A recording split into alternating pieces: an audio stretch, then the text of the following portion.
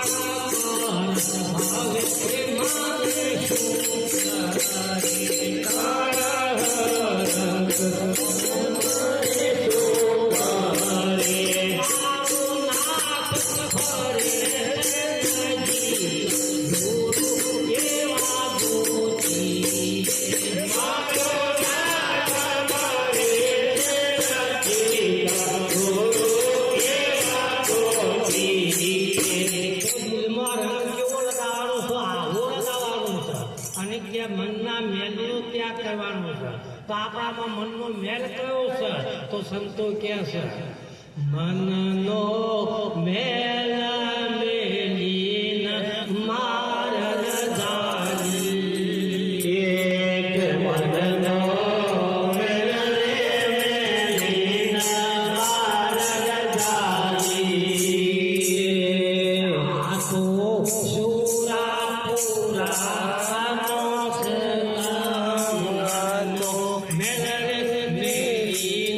માર્ગ જાજી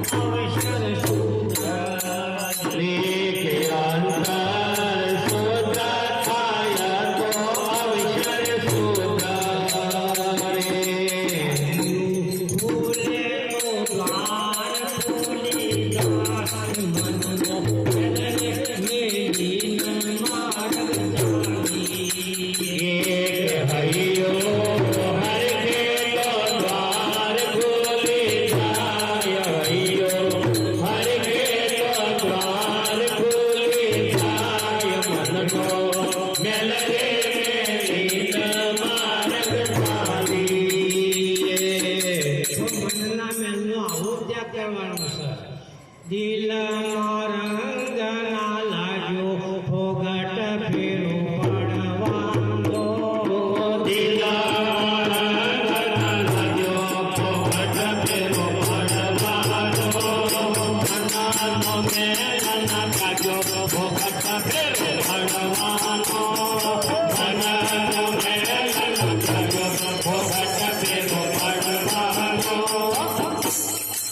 ચોમાસાનો દિવસ હતો. મુસળધાર વરસાદ વરસતો હતો. એટલે સાસુએ વહુને કહ્યું કે બેટા આપણે બે વાહણ મૂકો તો મેં પાણી આવે. વહુએ સાસુબાનું કહ્યું માન્યું, વાસણ મૂક્યો, પણ શબ્દ આવે એટલે કે ખૂબ ગડબડ હોય ને હોય. મુસળધાર વરસે છે મેહુલો,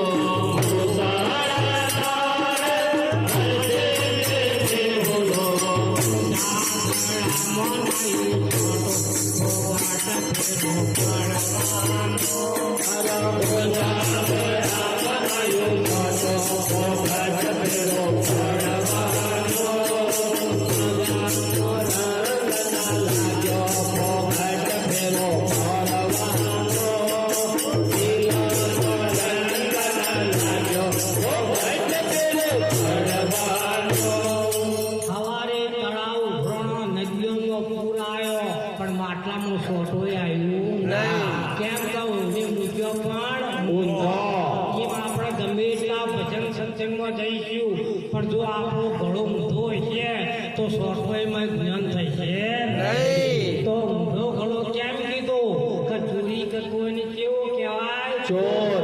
ચારી કરતો એને કેવો કહેવાય? વ્યભિચારી. અને મંસાહારી ખોરાક ખાઈને કેવું કહેવાય? રાક્ષસ. દારૂ પીતો એને કેવું કહેવાય? દારૂડિયો. અને જુગાર રમતો એને જુગારીઓ.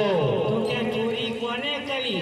ચોરી રાજા રાવણે કરી અને સીતાનું હરણ કર્યું. જોઈનો કુળ સહિત નાશ થઈ ગયો. આ ચોરીનું પરિણામ. ચારી એટલે આ વ્યભિચાર કર્યો કને કર્યો તો ગૌતમ ઋષિના ઘરમાં ઇન્દ્રએ કપટ કર્યું. અર્ધરાત્રિએ કુકડો બોલાવ્યો. અર્ધરાત્રિએ ચંદ્રમાં આસ્ત કરી દીધો. ગૌતમ ઋષિ નદીએ નાહવા ગયા એટલે ગંગા મૈયાએ કહ્યું કે આ તો અડધી રાતનો સમય છે, તમે ઘેર જો તમારે ઘેર કપટ થઈ ગયું છે. આ ગૌતમ ઋષિ ઘેર આવ્યા તો ઇન્દ્ર બલ્યાળો બનીને ઘેર બહાર આવ્યો. પછી ગૌતમ ઋષિના ઘરમાં ગયા. એમની પુત્રી અનિલે કીધું કે આપણા ઘરમાં આટલું બધું આધાધૂમ ચાલે છે અને તું હુઈ રહી છે. એટલે એને શ્રાપ આપ્યો કે દાતા તમારા કલંક લાગશે અને કાઢ્યું અને એમાં દીકરું ઉત્પન્ન થયા હનુમાન. પછી એમના ઘેરથી હાલ્યાને કીધું કે તું સલ્યા બની જા કે પ્રભુ અમે મારું કોઈ દોષ નહીં, આ તો કે તમારું રૂપ લઈને આવ્યો છું કે એમાં હું શું કરું કે તારો રમા અવતારમાં તારો ઉદ્ધાર થશે. રમા અવતારનો ઉદ્ધાર થયો અને સલ્યાની હલ્યા થઈ ગઈ. એટલે જ્યાં સુધી 5 વસ્તુની પ્રતિજ્ઞાનું પાલન ના થાય ત્યાં સુધી એ મનુષ્ય કહેવાય. અને મનુષ્ય બનવા માટે આ 5 પ્રતિજ્ઞા લેવી પડે. એટલે સંતો કહે છે ચેતો ચેતો દે જીવ રામ રે તન મળ્યો મનુષ્ય અવતાર રે. ચેતો ચેતો દે જીવ રાય રે તન મળ્યો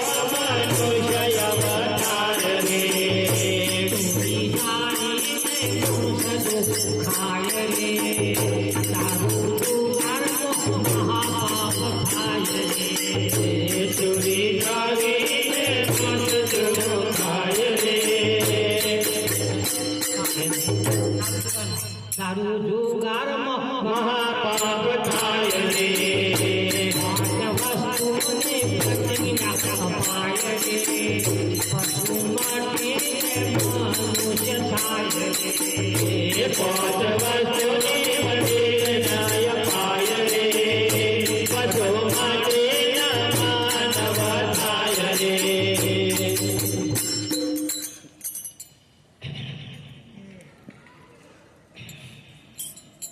એક ટપુ ને મગુ નામના 2 ભાઈ હતા. તે મંદિરની પૂજા કરતા અને ગોવાળે વરખાસણ બોધ્યા તે પણ વરખાશમાં પૂરું થાય ના એક ધોતિયું લાવો એના 2 ભાગ કરો અડધું ખબર રાખો અને અડધાનું પેટીયું મારું અને એક વખત આ ટપુનું મકું બાર હોઈ ગયા હતા અને ઉનાળાનો દાડો હતો અને ત્યાં એક ચોર આવ્યો એટલે ચોરે વિચાર કર્યો કે પૂજારીને જનોઈ હોય અને જનોઈમાં ચાવી હોય એટલે આ ટપુના ફાયા આવ્યો અને ટપુના શરીર ઉપર આસ્તે આસ્તે એવો હાથ ફેરવા મળ્યો એટલે પેલો ટપુ શું કહેશે કાલે આ મકું આપણે 25 વર્ષથી હોય આજ આપણે સેવા કરીએ છીએ પણ આજ મારા શરીર ઉપર કોઈક એવો હાથ ફેરવો છે હજી સુધી આપણો આવો હાથ કોઈને ફેરવ્યો નહીં કે તાર ભાઈ કહેજે મને થોડો ફેરવા એટલે પેલો ચોર હતો તે મંદિરમાં જઈને હંતાઈ ગયો એટલે આ ટપુ ઊભો થયો ઊભો થઈને ફોનસ લીધી અને ફોનસ લઈને મંદિરમાં ગયો અને એને કીધું કે જો અમે 25 વર્ષથી હોય સેવા કરીએ છીએ પણ હજી કોઈ ભાડ્યું નહીં અને જો કોઈ જળત તો અડધું તારું ને અડધું મારું તો એક બ્રાહ્મણ મહારાજ હતા એમને તારીખમાં ખબર પડે પણ ત્યાંમાં ખબર પડે હવે બધું કેવું આ લૂંટ લેવા હોય એટલે બહેનો બધી પૂછે કે મહારાજ આજ શું ત્યાં થઈ પણ ખબર ના પડે એટલે શું કહે એટલે હનીમના ઘરવાળાને વાત કરી પણ તમને ત્યાંમાં ખબર પડે છે કોઈ હોત તાર કોઈ મને શીખવાડો કોઈ શીખવાડું કોઈ જો આપણે બકરીએ છે અને ખલે છે હું આ ખલની અંદર જેટલી લેડીઓ મૂકું એ પણ મને તમારે ગણવાનું એક મૂકું તો એકમ 2 મૂકું તો 20 5 મૂકું તો 5 અને 11 મૂકું તો 11 અને 15 મૂકું તો પૂરા મૂકી તો શીખવાડ્યું અને આ બેન હતો તે બીજા દાડા ખલમાં હોળ લેડીઓ મૂકી અને ગામમાં જતો રહ્યો અને મહારાજ ગરકોમાં થોડા અટવાઈ રહ્યા એટલે આ બકરી હતી જે ખલના પાછળ ફરી અને લેડીઓનો ઢગલો કરી રહ્યો હવે આખો ખલ ભરી ગયો મહારાજ આવ્યા તો આખો ખલ ભરેલો એટલે મહારાજમાંથી ખોબો ભરીને કાઢી લીધી અને ઘણી જે હોળ લેડીઓ રહી આ મહારાજ ફેરીમાં ગયા એટલે પૂછ્યું એક બેનને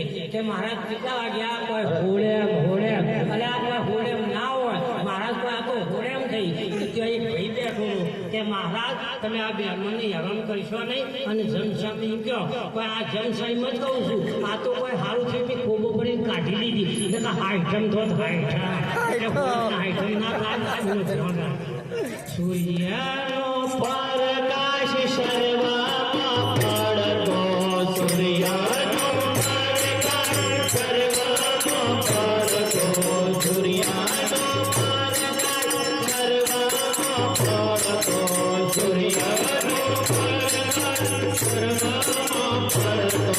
ભુવાને વાના બોલી પોપટ ફેરો પડવાનો ભુવાને વાના બોલી પોપટ ફેરો પડવાનો દિલામાં રંગ લાગો પોપટ ફેરો પડવાનો દિલામાં રંગ લાગો પોપટ ફેરો પડવાનો સૂર્યનો પ્રકાશ પડશે ત્યારે કોઈ જગ્યાએ અંધકાર રહેતો નહીં પણ ઘોડમાં પડવો વફી ગયેલો હતો એટલે એનો અનુભવ થયો આ ઘોડ હતો એ પહેલા રંગાટીનું કામ કરતો હતો અને એક વખત કાગડો એના પાસે કલર કરાવવા આવ્યો પણ આ કાગડાનો કલર જુઓ એવો થયો ના એટલે આ કાગડો અને ઘોડ બે ભાગ્યા એટલે પેલો ઘોડ હતો તે ભાગ્યો અને આ ઘોડ તાજનો ગુફામાં પહેરી ગયો છે તાજનો બહાર આવતો નહીં અને એના અજવાળાનો અનુભવ થતો નહીં અને કાગડામાં 2 કુટેવો એક તો એનો નેણ ખરાબ